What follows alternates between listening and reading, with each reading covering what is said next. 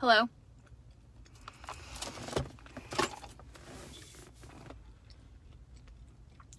Gonna give you guys a second to get on live.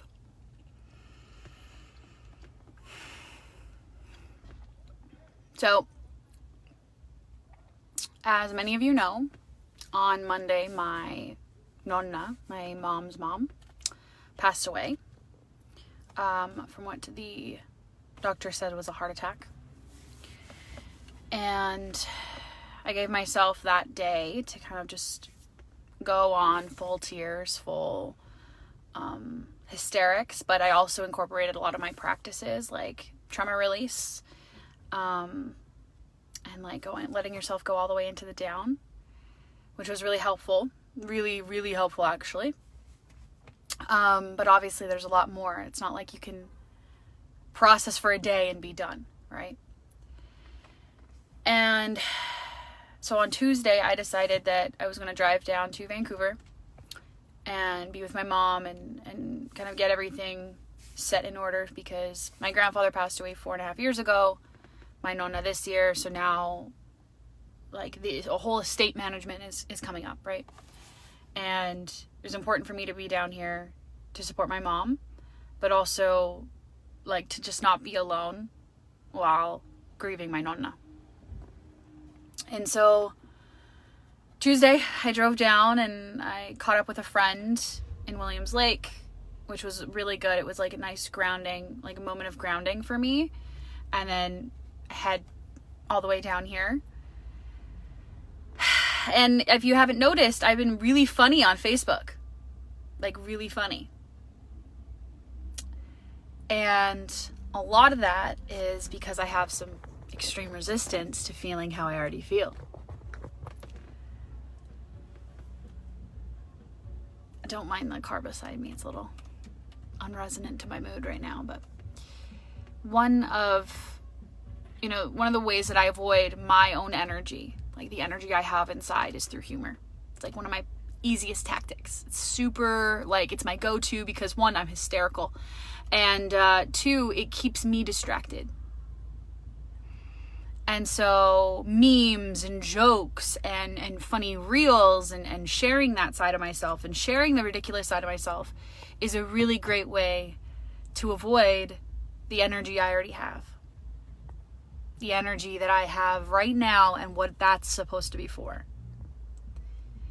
And there's lots of different ways that we actually resist reality, right? And I talk about this a lot in Bankroll, because resisting a reality is not willing to acknowledge the embodiment you presently have.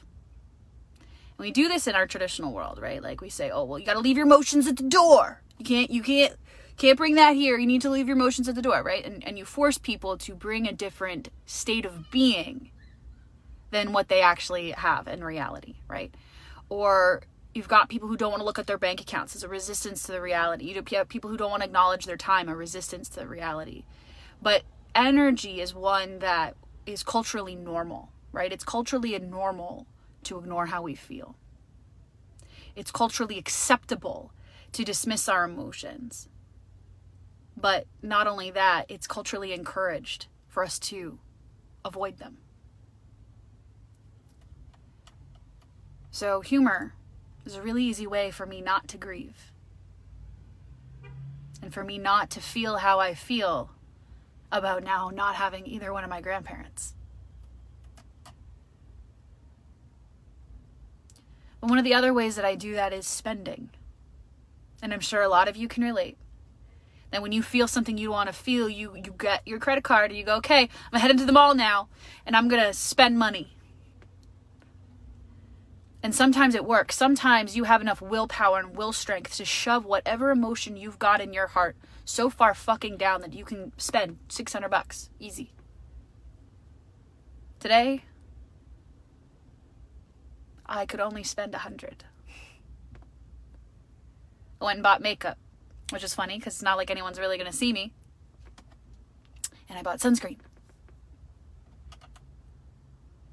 And I couldn't muster the willpower to dismiss how I feel, to buy myself a dress, to avoid the way that I feel, to buy new shoes, even things that I needed, Because sometimes the reality is just so much that dismissing it hurts more.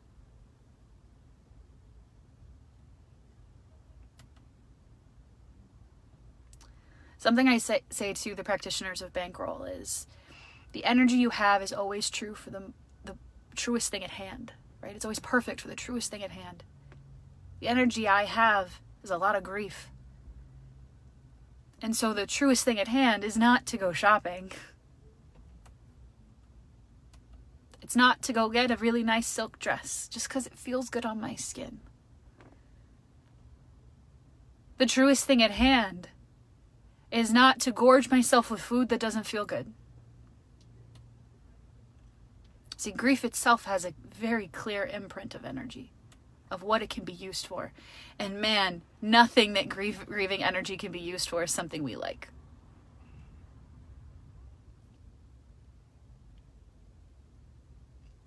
I don't know anyone who really enjoys crying, enjoys reminiscing. I don't really know anyone who likes that, because it's not about liking it.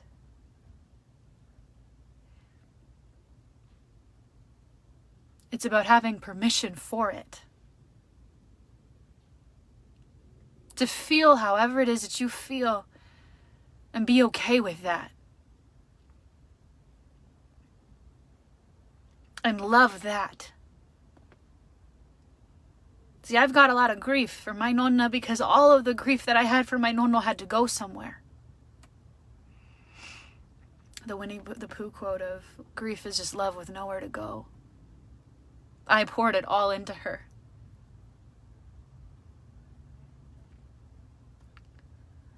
And now I gotta sit with the fact that the two people who I knew could handle me at my worst and not try to fix me aren't here anymore.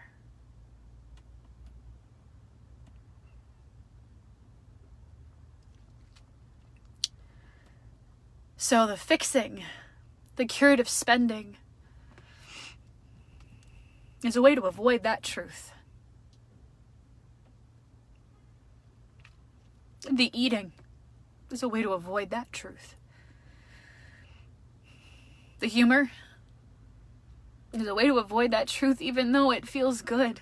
Even though the spending feels good and the food feels good for a moment, it doesn't last.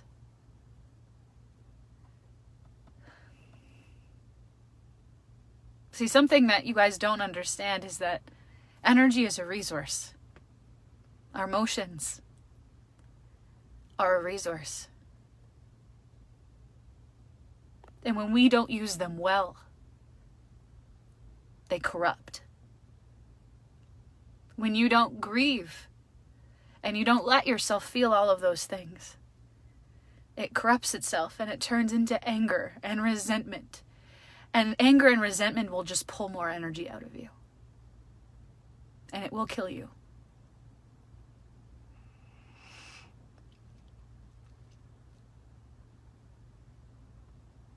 I don't have the life force to waste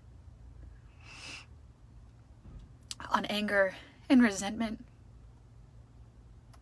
I will not misallocate my resources that way. So as much as it sucks to not avoid pain through shopping and eating and humor,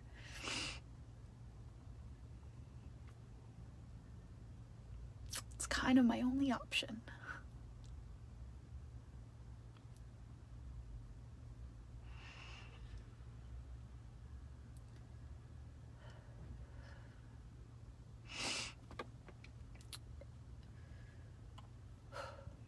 The thing is, my entire family worried about me. They said, "How's Stefania?" when my mom told me that my nonna died. Because they knew that I was all alone in northern BC. But they knew how I took my nonno's death. And I fell hard with that one. I was so angry. I was so angry with everyone.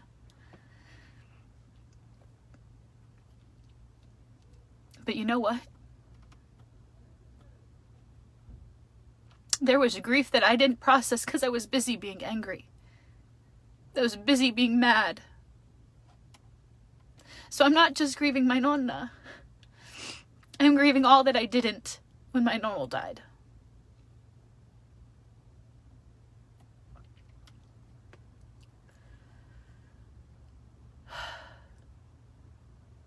I'll tell you, I ended up getting a private investor for my nonno's funeral. I wrote a eulogy.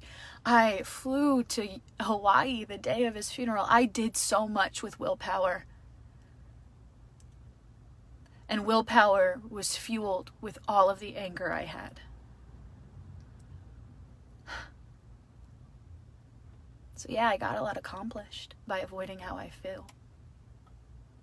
I did so much by leaving my emotions at the door. But now look, the truth always leaks through. You can't avoid it forever.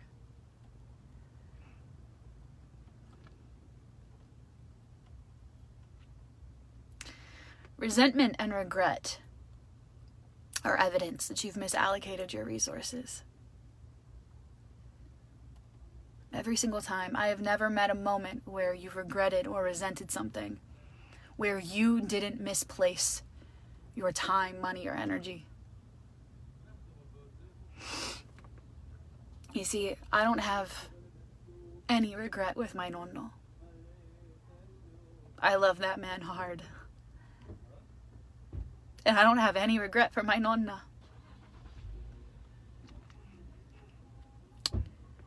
But I do have regret for how I processed things because I avoided doing it. See, the avoiding was the misallocation.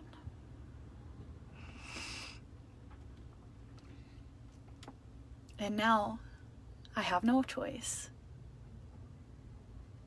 than just to let myself have it. And let you see me messy and see that how uncomfortable my discomfort makes you.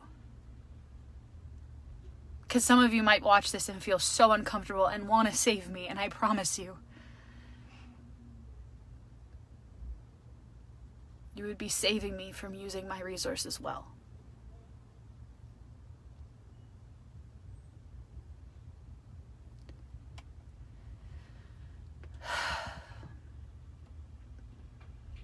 If there's one thing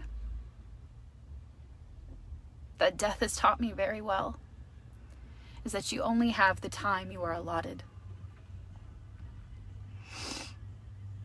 And how you choose to use that is a reflection of who you think you are. I know so many people who have wasted years carrying regret and resentment and anger and frustration and never seeing their loved ones. Just that when that person dies, they can be upset about it.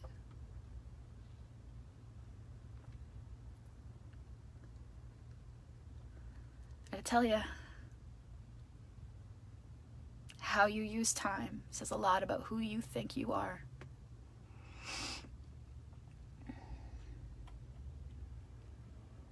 How you use time says a lot about your fucking ego.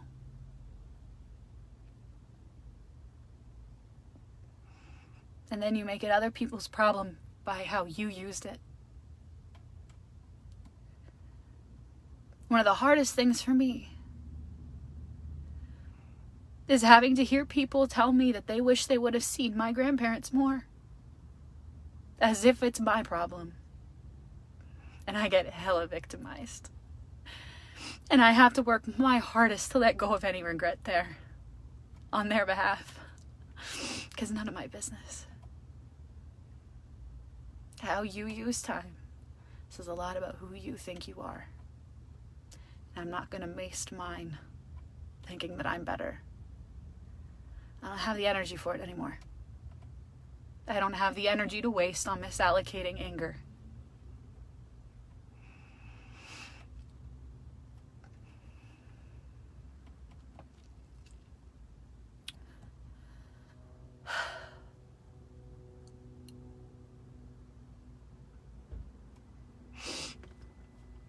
The crazy thing about grief too is that at some point someone will probably say, oh, get over it.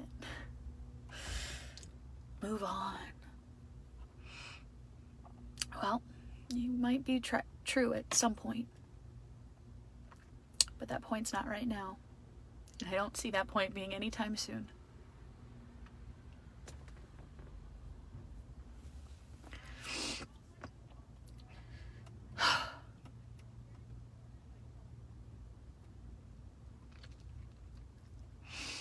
So, while things are rolling slow in bank, this is going to be a huge part of the teaching. Our time and our energies are such underestimated resources that we throw away based on egoic pursuits or ideas of who we should be. I'm done playing it cool. And I'm done playing nice. Because I am quite fucking messy. And I have a lot of feelings.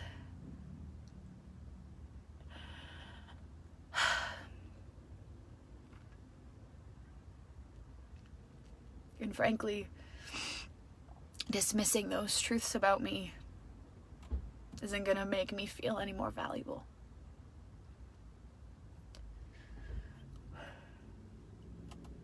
To discount how important those pieces are is just not of service. So, thank you for tuning in.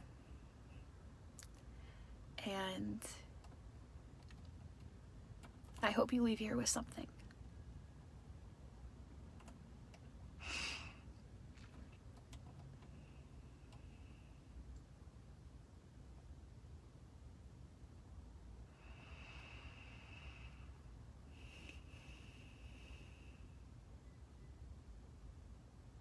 Happy Saturday.